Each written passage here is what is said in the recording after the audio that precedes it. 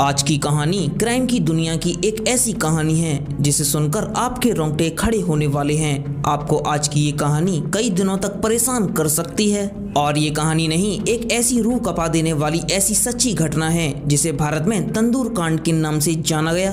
कहानी की शुरुआत होती है दिल्ली के गोल मार्केट के एक सरकारी फ्लैट से। वहाँ एक सुशील शर्मा नाम का व्यक्ति अपनी पत्नी नैना सहानी के साथ रहता था। सुशील शर्मा भारत की एक जानी मानी राजनीतिक पार्टी का नेता था, लेकिन सुशील शर्मा ने जुलाई 1995 में एक ऐसा कांड कर दिया जिसे भारत में तंदूर कांड के नाम से जाना गया, जिसने उस वक्त पूरे भारत को झकझोर के रख दिया। 2 जुलाई 1995 की शाम को सुशील शर्मा अपना काम खत्म करके शाम को घर लौटता है, लेकिन जैसे ही सुशील शर्मा घर में एंटर करता है वैसे ही वो देखता है कि उसकी पत्नी नैना सहानी फोन पर किसी से बात कर रही थी। लेकिन नैना सहानी सुशील शर्मा को अचानक से देखकर चौंक जाती है। नैना सहानी फोन को रख देती है। तब सुशील शर्मा पूछता है फोन किसका था, तो नैना सहानी कहती है कि रॉन्ग नंबर था। इतना कहकर नैना सहानी किचन में चली जाती है, लेकिन सुशील शर्मा को शक हो जाता है क्योंकि सुशील शर्मा अपनी पत्नी नैना सहानी के कॉलेज के दोस्त मतलूब करीम और नैना सहानी पर शुरू से ही शक करता आ रहा था। और इस शक के कारण सुशील शर्मा ने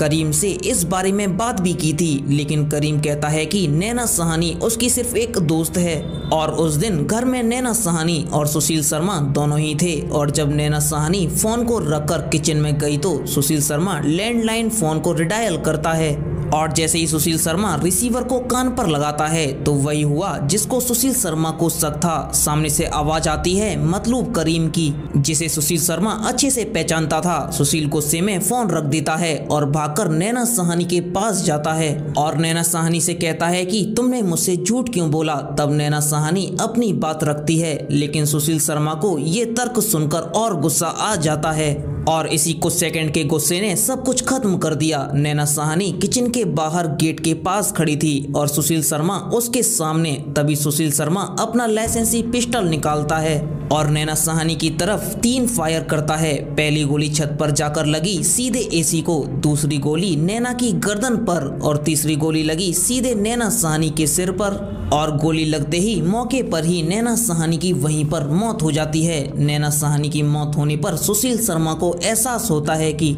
ये उसके हाथों से क्या हो गया। सुशील शर्मा जोर जोर से चिल्लाने लगता है, रोने लगता है, क्योंकि जो कुछ भी हुआ गुस्से में हुआ, अचानक से हुआ। उसका पहले से ऐसा कोई प्लान नहीं था। अब सुशील शर्मा उस लाश के पास बैठा हुआ फंसा हुआ महसूस करने लगा। उसे लगा कि अब वो भी नहीं बच पाएगा।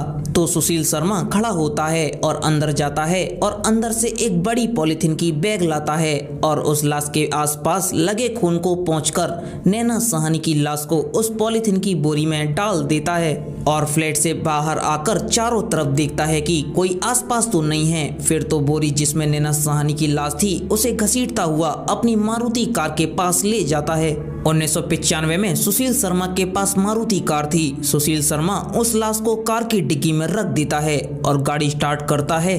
और अब सुशील शर्मा गोल मार्केट से निकलकर ऐसे ही गाड़ी में घूमता रहता है, क्योंकि उसके दिमाग में चल रहा था कि आखिर इस लाश का करें तो क्या करें। और फिर उसने नैना सहानी की लाश के साथ किया, वो देखकर आपका दिल दहल जाएगा। जब सुशील शर्मा गाड़ी चला रहा था तो उसके मन में यही बात चल रही थी कि रास्ते में कहीं चेकिंग ना हो जाए, रास्ते में कहीं पुलिस चेकिंग ना कर ले। तभी सुशील के दिमाग में एक बात आती है। वो तुरंत गाड़ी को घुमाकर ITO पुल पर पहुंच जाता है, क्योंकि सुशील शर्मा के दिमाग में अब ये बात आई थी कि वो अपनी पत्नी की लाश को ITO पुल से नीचे यमुना में फेंक देगा।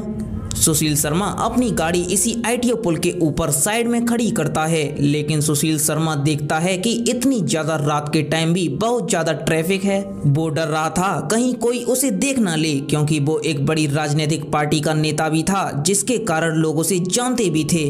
वो पकड़े जाने के डर के मारे अपना इरादा बदल देता है। सुशील वहीं से गाड़ी घुमा लेता है और वापस कनॉट पैलेस पहुंच जाता है और सीधे अपने बगिया रेस्टोरेंट में पहुंच जाता है। और यही वो बगिया रेस्टोरेंट था जहां इस तंदूर कांड को अंजाम दिया गया। सुशील शर्मा इस बगिया रेस्टोरेंट, जो आज संग्रीला होटल है, वो उसमें गाड़ी पार्क करता है और भागकर सीधे रेस्टोरेंट में चला जाता है। और जैसे ही वो रेस्टोरेंट पहुंचता है तो वो देखता है कि बहुत सारे लोग खाना खा रहे थे। उस वक्त रात के लगभग 10 बज रहे थे। उस रेस्टोरेंट का हेड जो केशव था, सुशील शर्मा का बहुत खास था। सुशील तुरंत केशव के पास पहुंचता है और केशव से तुरंत रेस्टोरेंट को तुरंत बंद करने के लिए कहता है और कहता है कि किसी को भी खाना मत दो और कह दो खाना खत्म हो गया है। ये सुनते ही केशव चौंक जाता है कि खाना बचा हुआ है और लोग अभी भी आ रहे हैं। फिर वापस जब सुशील तेज आवाज में कहता है कि नहीं, सभी को यहाँ से निकालो, तो केशव समझ जाता है कि कुछ ना कुछ बात तो है। और केशव नए ग्राहकों को अंदर नहीं आने देता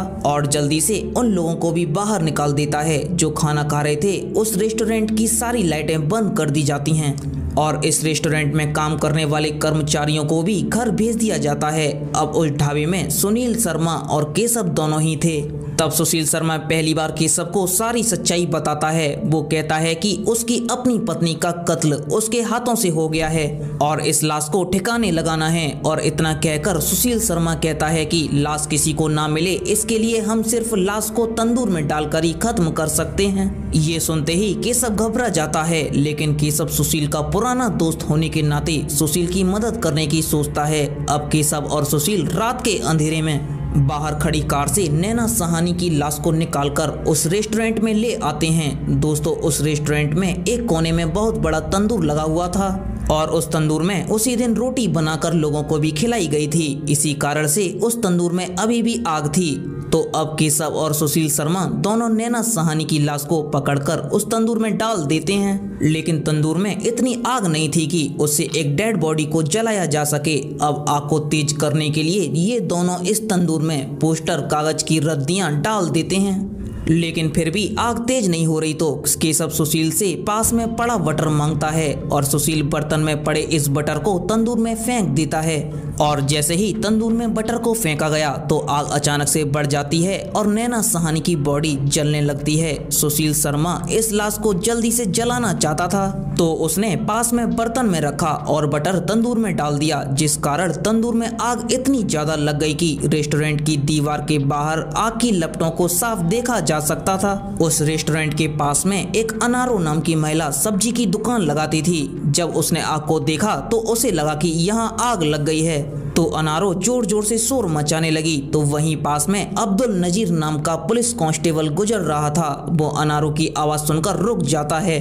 और भाग के उस दीवार पर चढ़ के देखता है तो वो अंदर देखता है कि अंदर आग लग चुकी है और 2 आदमी उस आग के पास खड़े हैं। अब्दुल जब अंदर जाता है तो केशव आ जाता है। अब्दुल कहता है अंदर आग लगी है, तो केशव कहता है कि अंदर आग नहीं, कुछ पोस्टर पुराने कागज जला रहे हैं। तो अब्दुल कहता है कि थोड़ा ध्यान से, कहीं आग ना लग जाए। इतना कहकर अब्दुल बाहर आ जाता है, लेकिन जैसे अब्दुल बाहर आता है उसे कुछ अलग सी बदबू आती है, जैसे किसी के बालों को किसी के मांस को जलाया जा रहा था। अब्दुल नजीर को शक होता है। वो फिर भाग के धक्का मार के अंदर घुस जाता है और तंदूर की तरफ देखता है तो अब्दुल नजीर के रोंगटे खड़े हो जाते हैं। उसे सामने तंदूर में एक जला हुआ हाथ दिखाई देता है।